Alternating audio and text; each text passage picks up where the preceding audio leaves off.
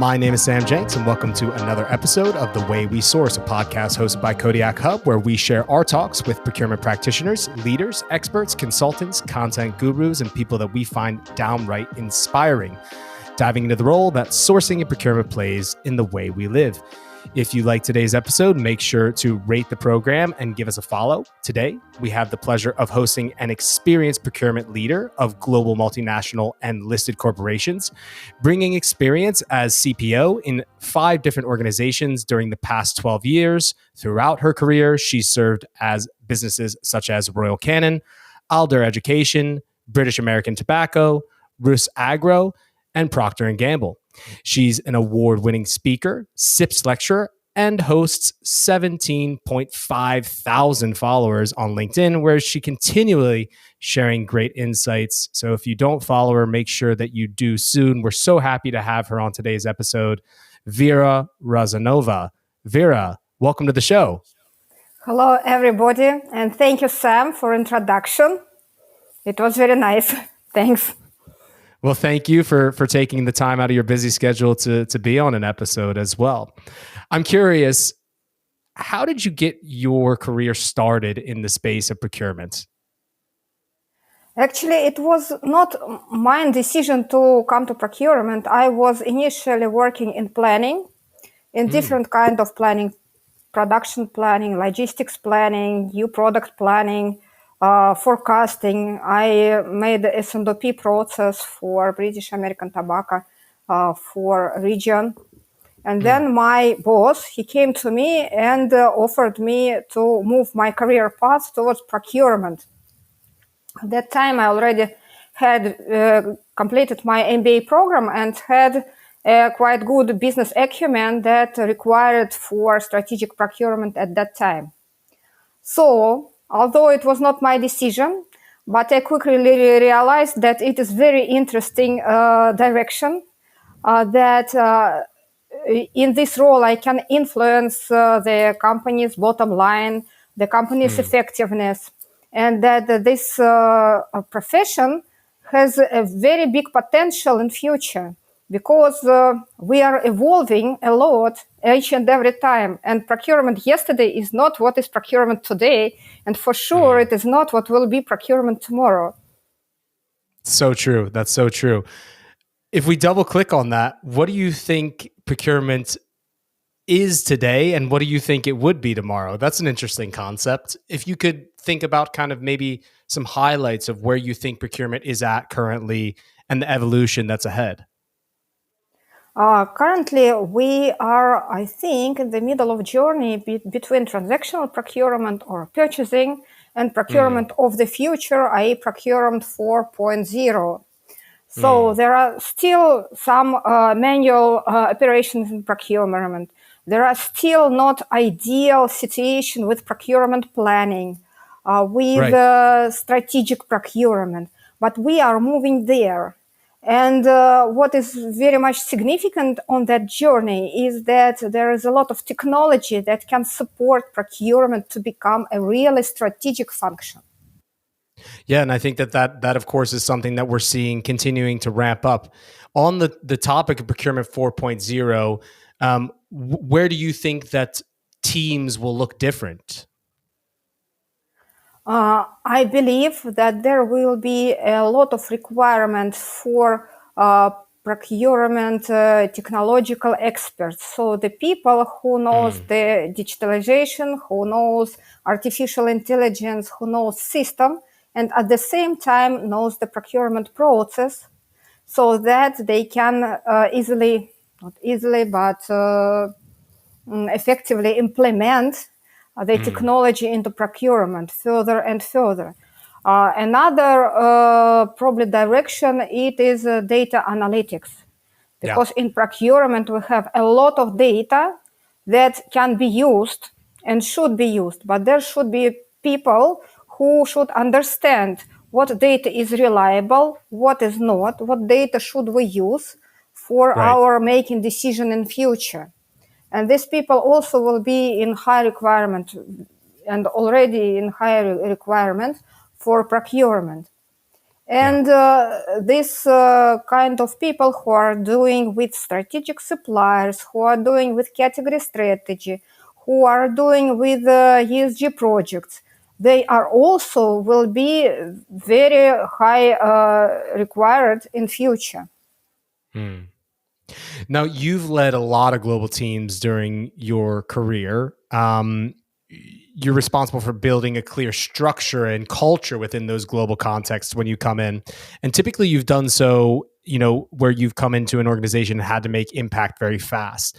Do you have any concrete tips as to how you think that's best done by a procurement leader to come in and really impact culture and build structure and processes and frameworks quickly?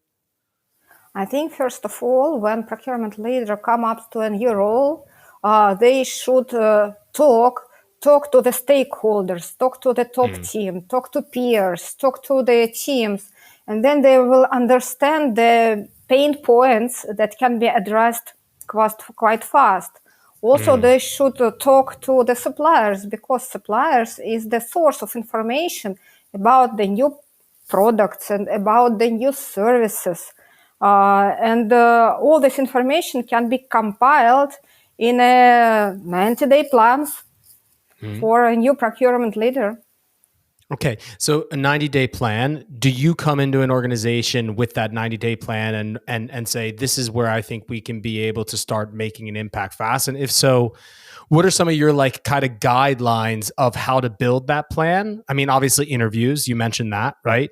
But also kind of how do you execute on that plan? Or can you share some of your insights of how you've done in the past? Yes, this plan should fully coincide with the goals of the company, with the goals of the department. This plan, I think, should be broken down by 90, 60, 30, and the less horizon, the more details should it contain. And even 30 days should be broken down up to weeks for the certain action steps, certain roles, certain resources, certain timelines.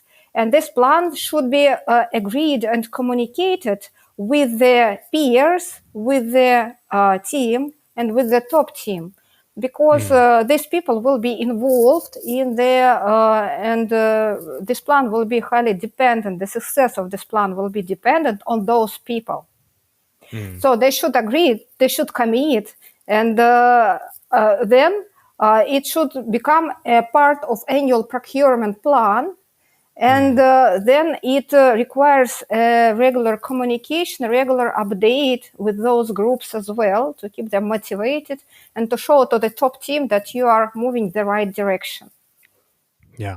So it's almost like breaking down an annual OKR framework down into a 90-day plan in essence.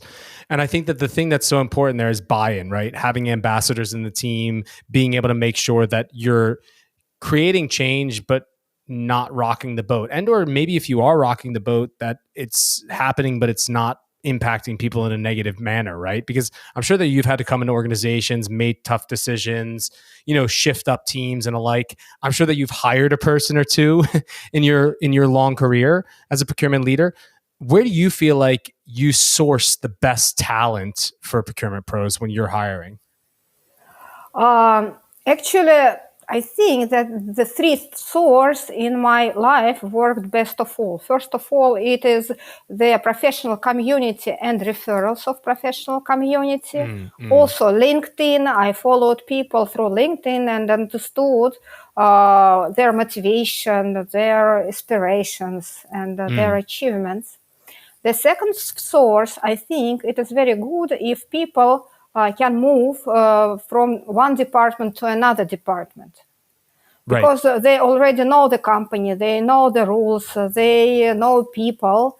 And actually, it's more difficult to learn people with the soft skills rather than the hard skills. And soft skills demands continuous practicing, while hard skills demands training. And it is easier to do. That's why I make my stress to the soft skills more. And the third source, it is internship, because we all have very talented students, very talented youth, and people who come to you on temporary basis, and you see that it is a high potential person. It's very good to offer the contract to those people, and they actually show very good results. And they are creative, they are young, they have motivation. So they are think out of the box, and this brings a very good, unique skills to your team. Yeah, for sure. And I think that sometimes also they're the closest to what's being taught within theory within schools as well. I mean, I know that you know as a guest lecturer as well, sometimes there is a discrepancy between theory and practice. And it's great to be able to bridge that gap with new interns and entry level hires as well. So I think that's cool. You said something that stuck with me there. Soft skills are difficult to be able to find because those are the things that you need to practice, whereas hard skills can be trained on, or you can be trained to gain more hard skills. So obviously soft skills and hard skills, or a mix of those two, are two traits that you look for in a new hire. Are there other things that you see as, these are the traits or the characteristics I want to see within a team member that I'm adding into my procurement organization? I'm looking for people who are able to analyze data and make a right decision out of the data. I am looking for people who are flexible and adaptable to current very volatile situation and environment. I'm looking for people who can build easily rapport with other people, with different departments, different organizations. I'm looking for people who are more oriented to the longer term horizons and longer terms achievements rather than short term. Yes, I think that's the most. And those are traits I think that that can transcend beyond just a procurement organization. One of the things that you hit at, of course, is the elements of knowing how to be able to analyze data. You said it before, right? There is going to be an emergence of new roles in procurement and specialist roles. I mean, do you think that there are specialist roles that have emerged today that will stick around? And if so, what are the specialist roles that you think are the most important? You mentioned before some analyst roles. Is there anything else that you've seen success with implementing specialist roles in your teams? As I told, it is everything around the systems and technology. It's around the strategic supplier relationship, category strategy, and sustainability. Now, would you suggest building that competency in the line, or would you suggest the mode of operating of building center of excellences? Because I've seen kind of the two camps, right? Some people believe that it should be a support function that's almost an operations function, aside, like running alongside procurement, whereas others try to build that competency in the line in their own organization. Where would you stand on that discussion? That is very much depend on the organization and on the industry, actually.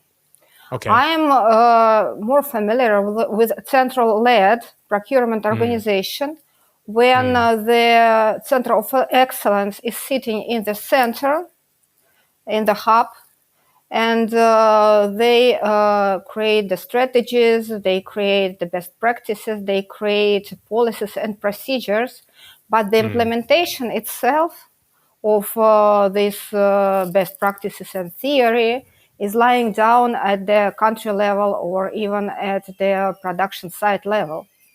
Understood. And I think this mixture is the best to utilize both the expertise and both the knowledge that is sitting on the ground.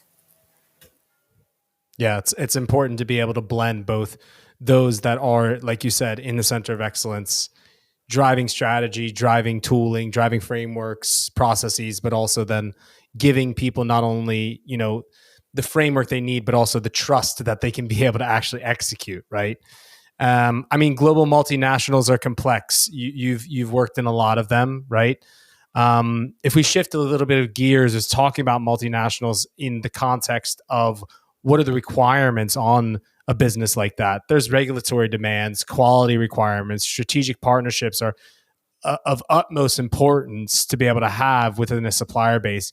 Can you explain a little bit about your approach as to how you approach supplier development in a global multinational? Yes. First of all, we need to understand our objectives of a supplier development program. And as soon as we have the objectives and scope, then we can start with the segmentation of suppliers. Actually, the segmenting of suppliers can be done based on very, very different factors. It can be value, it can be longevity, it can be diversity, reputation, influence, importance, performance, stability, whatever do you need. Yeah, then you should select the appropriate suppliers for your strategic partnerships with whom you are confident to go for a long term together. Yeah, make the projects together and make the value together. And then you should share with these suppliers, with these selected suppliers, your objectives of your supplier development program. And then you need to develop the development plan that will contain joint projects on innovation, on cost optimization, on sustainability. And then it is about monitoring. You should monitoring performance both of yours and of your suppliers, because it is your joint project and joint targets. That's so interesting to think about it, right? It's because it is like entering into a partner development program. And I think that that's very interesting because that gets, I think, lost along the way sometimes in organizations, right? Supplier development almost becomes a pseudonym for performance management, when in reality, it's actually a guiding light of a joint effort, right? A collaboration. You said something really interesting. Set the objectives, segment your supplier base, start rolling out the development plans and agree upon those. Check up, follow, monitor continuously, and monitor your own performance as well as the supplier's performance. Do you, though, use any frameworks? Because you mentioned a lot of different attributes that you maybe would use to segment your supplier base, right? But do you use models or like, I mean, there's the Kralik matrix, there's other matrices. Do you subscribe to any of these matrices, or do you suggest that a business finds kind of their own way of working? I use Kralik metrics, and during using this metrics, as I said, many parameters can be used to understand what suppliers do you need. And these parameters should be, I think, preliminarily agreed with the business, of course. Right. Yeah. Then I think that you can do another exercise. You can understand how your suppliers perceive you as a company, probably using the same metrics. And then you can understand and how you as a company would like to be perceived by the supplier. And then you will have this as is and to be state, and you can have a clear action plan how to improve yourself in the eyes of your suppliers. So this is also interesting mechanism, I would say. Yeah, for sure. For sure. I'm guessing you don't pull in anyone and everyone into the development of a supplier base, right? You have to pick carefully, both within your team, but also at the supplier. What do you think a team looks like that is working on a supplier development program? What's the skills required? And what type of resources would you pull from your internal team, but also maybe who do you involve from the supplier side as well? I strongly believe that if the company is going towards the strategic relationship with suppliers and supplier development program, there should be especially dedicated team of people within procurement who will be dealing with the development of suppliers, because they will be doing audit, they will be working with suppliers, they will be communicating, giving feedback, and make the link between your organization and supplier organization as well. What skills do they need? They need to understand procurement processes. They need to be a very good collaborators, and they need to understand the technical process of suppliers. How do they produce their goods or even services for us? So some type of subject matter expertise related back to the subject of the supplier. Sorry, continue on there. That's a very interesting point. Yeah. Mm-hmm. Yeah, because they need to speak with supplier the same language, and they need to have the ability to make some advice to supplier how to improve their processes, improve their technology sometimes. So those people are high level, should have a high level of expertise. But apart from these people, there should be a lot of other resources that should be devoted to development of suppliers. This is the production people who will receive the samples and will do the production test, and who should also work with suppliers on improving this technology and these materials. That should be a quality department who will monitor the quality, incoming quality of these materials. That might be finance if supplier needs this support, or any other functions. In my, for example, experience, we even invited some professors from university or from some research institutes to suppliers to help them to set up the production properly. Very interesting. Thinking outside the box as well, but okay, totally understood. Invest resources holistically and similarly to how you would invest resources in development in your own business, right? I think that's a great guiding light. Okay, so we have the framework for building a supplier development program. High level nonetheless, but let's not get into the weeds today. When is it the right time to work with supplier learning and development? And also on the other side of that, when do you think it's the wrong time? I think that the right time for a company to work with suppliers when they would like to mitigate risk connected with, for example, geography that they have the current supplier footprint in, or if they have some monopolistic suppliers. It is the first point. The second point, if the company would like to be more innovative, they also need to go into the collaborationship with suppliers. Right. Or if the company would like to perform an action step in their ESG program. Because if we're talking about sustainability should be done within the end-to-end supplier chain. That's why they should select the suppliers who are sustainable as well. Or if the company would like to have a step change in their profitability, then also they need to start working with their suppliers on that. Great insights. And then when would you say is the wrong time to start working with development? For example, like what are signs that it's too early or too late as well?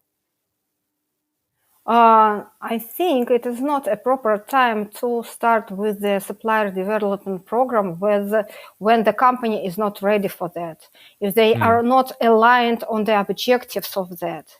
If they haven't built their internal relationship and internal collaboration, they will not be able to move further to external collaboration. First, they should build trust and information flow within their company, and then only move to the working with suppliers. So would you only suggest like the supplier development programs being put into place for a strategic supplier, or is there a particular level of maturity that a supplier needs to, reach before you think that they're ready? There should be the strategic suppliers for the company. We cannot work with all the suppliers at the same level of resources, because we will not have enough resources then. So we need to segment and to choose which suppliers should we work with and collaborate with, and why. So we need to understand our objectives of this collaboration. It might be a mature supplier, or it might be a supplier that is local because your current supply chain is too risky or too long or too complicated. Or it might be a new supplier because currently you have only one or two suppliers and it is also too risky for you. Interesting insights. Awesome. Yeah, we could talk about supplier development all day, but it's a fantastic topic to be able to share with our listeners. I would love to talk a little bit about procurement because you said it at the beginning, right? The procurement of today isn't going to get us to the procurement of tomorrow. It's going to look very different today as it will in a few years' time. There's the impact of legislation, driving sustainability requirements and on businesses. The impact of new and emerging technologies and the application of that technology. Traditional procurement, as we know it, is changing. What do you think, though, are some of the procurement tactics that are here to stay? They're not going anywhere, even in a future state. Procurement tactics that will be staying. It will be always the sourcing. Sourcing projects will stay with us. It will be always negotiation, but I think that it will be not the opportunistic negotiation to make the supplier to sell us the product at the least price, at minimum price. No, it will be the negotiation, win-win negotiation for both our company and suppliers. This will also stay. Then the collaboration, stakeholder management, change management, project management will stay. But what will go to the past, it would be the manual routine of procurement. It would be the reactive procurement. When we receive the last minute request from the budget holders, that will be less and less. What will stay in the past, it is I think that even relying on the expertise on one person will be less because we will be using more the artificial intelligence and decision based on big data. Great insights. You mentioned that there are manual tasks that will continue to be a thing of the past. What I'm curious of is, where do you think that teams are too manual and they're wasting time currently today in procurement? Currently, we are wasting time when we select wrong suppliers. We are wasting time when we have miscommunication and misalignment with our internal stakeholders. We are wasting time when we have some suboptimal procurement processes, delays in procurement processes. And we are wasting time when we don't use the systems where we can use that. Do you think that there's a reluctancy to adopt technology in procurement? Are people scared of it? Actually, it depends, because I think that procurement people, they don't like routine as well. They are just like normal people. But when implementing the technology, it should be efficient technology, and it should be easy to use that technology. Then I think that procurement will be happy to do that, and is happy to do that. Fantastic. Thank you so much, Vera, for sharing your insights. And you heard it here first. Possibly the best hot take: procurement people are just like everyone. They're normal people, So I think that's exactly. That's good to remember. That's great to remember. I would love to jump quickly into a hot fire round before we sign off to get to know you, Vera Rozanova, and not only the procurement expert, but also the person. Few quick fire questions, one word or one sentence answers. That's all we want to hear. Sound like a plan? Okay. All right. So you have an all expenses paid trip, vacation with yourself, family, or friends if you'd like as well. You're leaving tomorrow. Where are you heading? I will be going to the South Pole. Wow, that was unexpected. Okay, and why? I have never been there. I think that it is quite unique. It is quite challenging and adventurous, and I think that it is beautiful.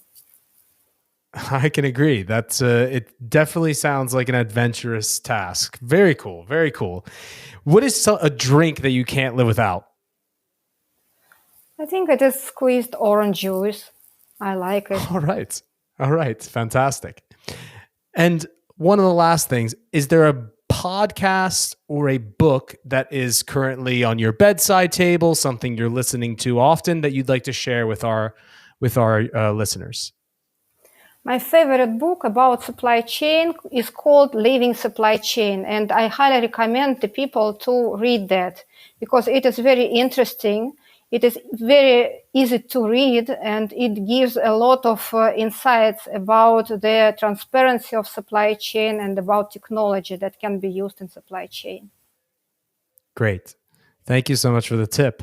Vera, it's been fantastic having you on. Thank you so much for sharing your insights today with our listeners.